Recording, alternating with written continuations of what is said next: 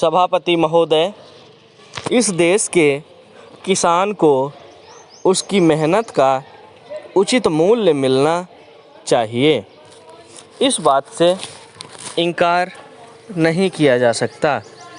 मैं इस सदन का ध्यान इस बात की ओर आकर्षित करना चाहता हूँ कि जब भी किसानों को दी जाने वाले सहायता की बात कही जाती है तो यहाँ पर कोई भी ठोस निर्णय नहीं लिया जाता है।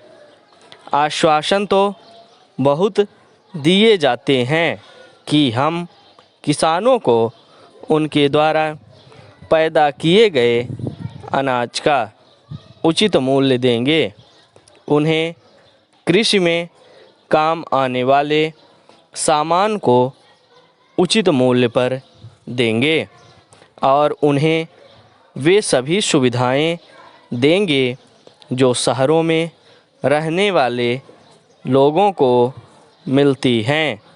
लेकिन मुझे दुख के साथ कहना पड़ता है कि इस सदन में दिए गए आश्वासनों को कभी भी पूरा नहीं किया गया है।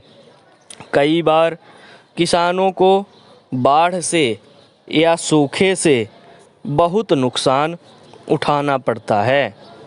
उस समय सरकार की ओर से उनको पूरी सहायता नहीं दी जाती है। एक तरफ तो किसानों को उनके द्वारा पैदा किए गए अनाज का उचित दाम भी नहीं मिलता है और दूसरी तरफ उनका बाढ़ और सूखे से बहुत नुकसान हो जाता है। ऐसी स्थिति में हमारे देश के किसानों को बहुत कष्ट उठाने पड़ते हैं। महोदय, महाराष्ट्र में किसानों के आंदोलन की बात हम सुनते हैं। बड़े दुख की बात है, जहाँ तक मुझे मालूम है वहाँ किसानों को बहुत सारी सुविधाएं दी गई हैं।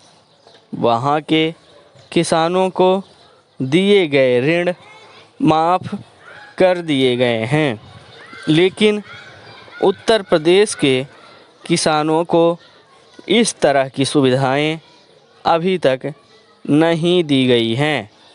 मैं महाराष्ट्र के किसानों से निवेदन करना चाहता हूं कि जो कुछ उनको दिया जा रहा है उससे उन्हें संतुष्ट होना चाहिए और देश के विकास में पूरी तरह से भाग लेना चाहिए।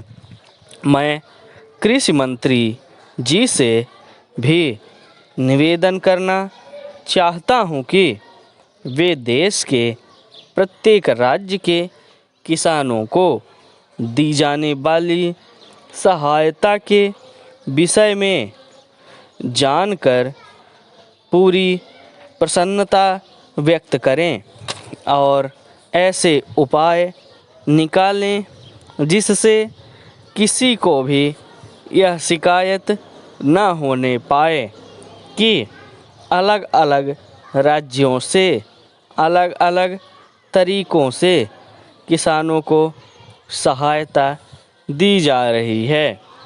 मैं माननीय मंत्री जी का आदर करता हूँ। मैं समझता हूँ कि उनके दिल में किसानों के लिए पूरी हमदर्दी है, लेकिन उनके लाभ की योजनाओं को अच्छी तरह से लागू भी करना होगा।